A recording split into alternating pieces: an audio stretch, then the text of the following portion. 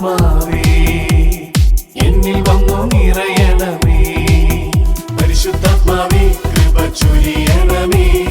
പരിശുദ്ധാത്മാവേ ശക്തി പകരണമേ. പരിശുദ്ധാത്മാവേ കൃപ ചൊരിയണമേ. പരിശുദ്ധാത്മാവേ ശക്തി പകരണമേ. ഈശോയുടെ തിരുമുമ്പിൽ നമുക്ക് പൂർണ്ണമായും സമർപ്പിച്ചുകൊണ്ട് പരിശുദ്ധ പരമ ദിവ്യകാരുണ്യനാഥനായ ഈശോയ്ക്ക് നേരവും ആരാധനയും സ്തുതിയും പുകഴ്ചയും ഉണ്ടായിരിക്കട്ടെ. നമ്മളെ സ്നേഹിച്ചുകൊണ്ട് നമ്മുടെ ഇടയിലായിരിക്കുന്ന പരിശുദ്ധ പരമ ദിവ്യകാരുണ്യനാഥനായ ഈശോയ്ക്ക് നേരവും ആരാധനയും സ്തുതിയും പുകഴ്ചയും ഉണ്ടായിരിക്കട്ടെ. നമ്മളെ അനുഗ്രഹിച്ചുകൊണ്ട് ലോകമെമ്പാടുമുള്ള സക്കാരികളിൽ ആയിരിക്കുന്ന പരിശുദ്ധ പരമ ദിവ്യകാരുണ്യനാഥനായ ഈശോയ്ക്ക് നേരവും ആരാധനയും സ്തുതിയും പുകഴ്ചയും ഉണ്ടായിരിക്കട്ടെ. ഒരു നിമിഷം നമുക്ക് സ്വസ്ഥാനങ്ങളിരിക്കാം. കരങ്ങളെ ഒന്ന് ഹൃദയത്തോട് ചേർത്ത് വെച്ചുകൊണ്ട്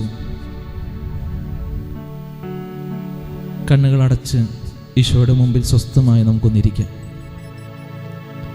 ഈ കൃപയുടെ മണിക്കൂറിൽ ഈശോ നമ്മളെ എത്രമാത്രം സ്നേഹിക്കുന്നുണ്ടെന്ന് നമുക്കൊന്ന് ചിന്തിച്ചു നോക്കാം. ഞാൻ ആഗ്രഹിച്ചാലല്ലാതെ ആരും തന്നെ എൻ്റെ അടുക്കൽ വരുന്നില്ല. എൻ്റെ പിതാവ് വിളിച്ചാലല്ലാതെ ആരും തന്നെ എൻ്റെ അടുക്കിലേക്ക് വരുന്നില്ല. ഈശോയുടെ മുമ്പിൽ നമ്മളായിരിക്കുക. അതിൽ നിന്ന് തന്നെ നമുക്ക് വ്യക്തമാക്കാൻ സാധിക്കും നമ്മളെത്രമാത്രം ദൈവത്താൽ സ്നേഹിക്കപ്പെടുന്നവരാണ്. നമ്മളെത്രമാത്രം അവിടുത്തെ കരങ്ങളിൽ കരുതപ്പെടുന്നവരാണ് എന്നുള്ള ബോധ്യത്തിലേക്ക് നമുക്ക് വരാം.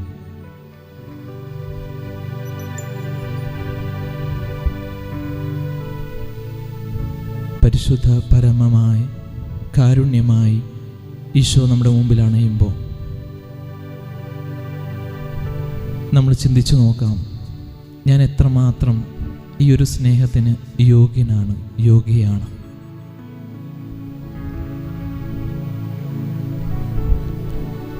ഒരു വൈദികൻ കുറച്ച് വർഷങ്ങൾക്ക് മുമ്പ് പങ്കുവച്ച ഒരു അനുഭവം ഇങ്ങനെയാണ്. അദ്ദേഹം സെമിനാരിയിൽ പഠിക്കുന്ന കാലത്ത് വിശുദ്ധ കുർബാനയ്ക്കായിട്ട് ബ്രദേഴ്സും ആത്മീയ ഉപദേഷ്ടാവായിട്ടുള്ള വൈദികനൊക്കെ കൂടി ഒന്ന് ചേർന്ന് കുർബാനയ്ക്കായിട്ട് ഒരുങ്ങിക്കൊണ്ടിരിക്കുകയാണ്. അപ്പോഴാണ് അത്യാവശ്യം ശക്തമായ ഒരു ഭൂകമ്പം, കേരളത്തിൽ അവസാനമായിട്ടുണ്ടായ ആ ഭൂകമ്പം ഉണ്ടാകുന്നത്. ബ്രദേഴ്സ് എല്ലാവരും തന്നെ അവരായിരിക്കുന്ന ആ ചാപ്പലിൽ നിന്ന് എല്ലാവരും തന്നെ ഓടിപ്പോയി.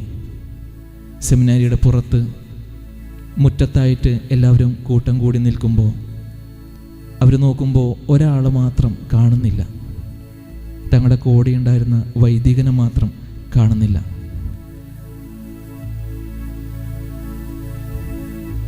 അദ്ദേഹത്തിന് എന്തെങ്കിലും പറ്റി കാണുമോ എന്നുള്ളൊരു പേടിയോടൊക്കെ കൂടി അവർ ഈ വൈദികനെ അന്വേഷിച്ച് നടക്കാനായിട്ട് തുടങ്ങി. അങ്ങനെ ഒടുവിൽ ചാപ്പലിൽ അന്വേഷിക്കുമ്പോൾ സക്കാരിക്ക് തൊട്ട് മുമ്പിലായിട്ട് ഈ വൈദികൻ കമന്ന് കിടക്കുന്നതാണ് ഇവർ കണ്ടത്. ഓടിച്ചെന്ന് വൈദികനെ വിളിച്ചിട്ട് ചോദിച്ചു, അച്ഛാ, ഇങ്ങനൊരു ഭൂകമ്പം ഉണ്ടായപ്പോൾ എന്തേ അച്ഛൻ പുറത്തേക്ക് ഓടിയില്ല? ഇങ്ങനൊരു ഭൂകമ്പം ഉണ്ടായപ്പോൾ എന്തേ ഞങ്ങളോടൊപ്പം അച്ഛനും പുറത്തേക്ക് ഓടിയില്ല? അച്ഛൻ പറഞ്ഞ മറുപടി, ഈശോയെ വിട്ടിട്ട് നമ്മൾ എങ്ങോട്ട് ഓടിപ്പോവാനാ? സർവശക്തനായ സൃഷ്ടാവായ ഈ ദൈവത്തെ വിട്ടിട്ട് നമ്മൾ എങ്ങോട്ട് ഓടിപ്പോവാനാ? പ്രിയം നിറഞ്ഞവരെ, ഈ ഒരു ചിന്ത നമുക്ക് നമ്മുടെ മനസ്സിലേക്ക് ഒന്ന് കൊണ്ടുവരാം. പല വിധത്തിലുള്ള വേദനകളുടെ നടുവിൽ, പ്രയാസങ്ങളുടെ നടുവിൽ, സാമ്പത്തിക ബുദ്ധിമുട്ടുകളുടെ നടുവിൽ, കുടുംബ പ്രശ്നങ്ങളുടെ നടുവിൽ, അങ്ങനെ പല കാര്യങ്ങളും നമ്മളെ അലട്ടുമ്പോൾ അവയിൽ നിന്നൊക്കെ നമ്മൾ എങ്ങോട്ടാണ് ഓടിപ്പോകുന്നത്? ഓരോ രാത്രിയിലും ഓരോ ദിവസത്തിൻ്റെയും ആ അലച്ചിലുകളൊക്കെ അവസാനിച്ച് നമ്മളിലേക്ക് തന്നെ നോക്കുമ്പോൾ നമ്മൾ ചിന്തിക്കേണ്ട, നമ്മുടെ ബോധത്തിൽ ഉണ്ടാകേണ്ട ഒരു ചിന്തയുണ്ട്. എന്താണ് ഞാൻ എൻ്റെ ദൈവത്തിന് ഇന്ന് തിരിച്ചു കൊടുത്തിട്ടുള്ളത്?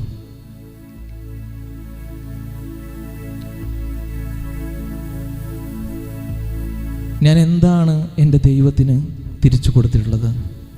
ഞാൻ എത്രമാത്രം ദൈവത്തോട് വിശ്വസ്തനായിരിക്കുന്നുണ്ട്, വിശ്വസ്തയായിരിക്കുന്നുണ്ട്? ഈശോ പരിതപിക്കുന്ന ഒരു കാര്യം പോലുമുണ്ട്. ലൂക്കായുടെ സുവിശേഷത്തിൽ 18:8 ഇങ്ങനെ പറയുകയാണ്, മനുഷ്യപുത്രൻ തിരിച്ചു വീഴുമ്പോൾ ഭൂമിയിൽ വിശ്വാസം കണ്ടെത്തുമോ?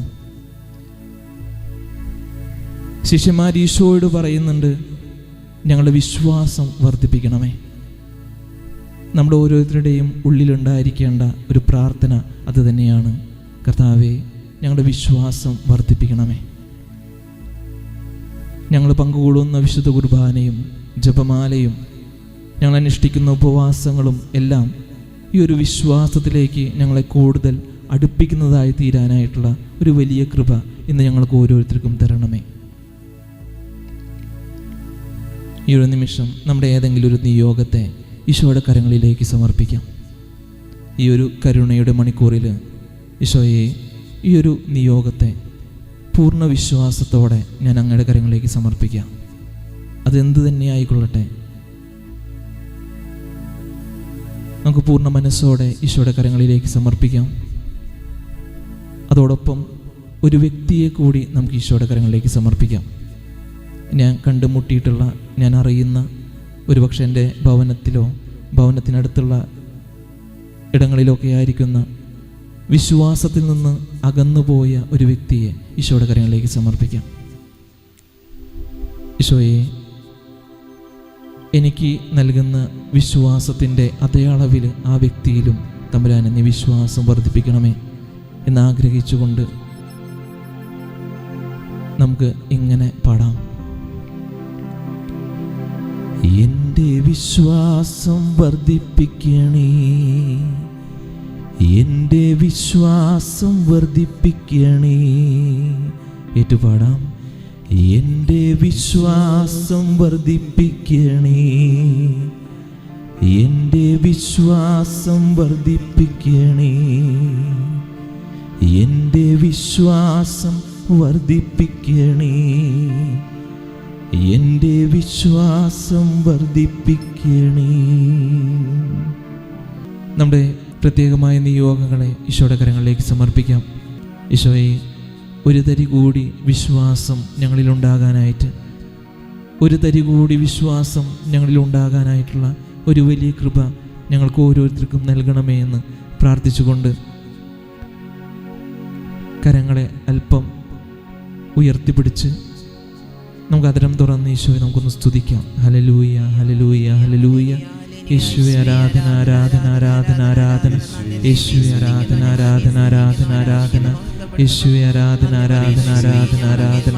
യേശുവേ ആരാധന, ആരാധന, ആരാധന, ആരാധന. കരങ്ങൾ കൂപ്പി ഈശോയുടെ ആശീർവാദം നമുക്ക് സ്വീകരിക്കാം. ആരാധന, ആരാധന, ആരാധന. യേശുനാഥ, പരിശുദ്ധ പരമമാ ദിവ്യകാരുണ്യമേ, എന്നുമെന്നും അങ്ങേക്കാരാധന, എന്നുമെന്നും അങ്ങേക്കാരാധന, എന്നുമെന്നും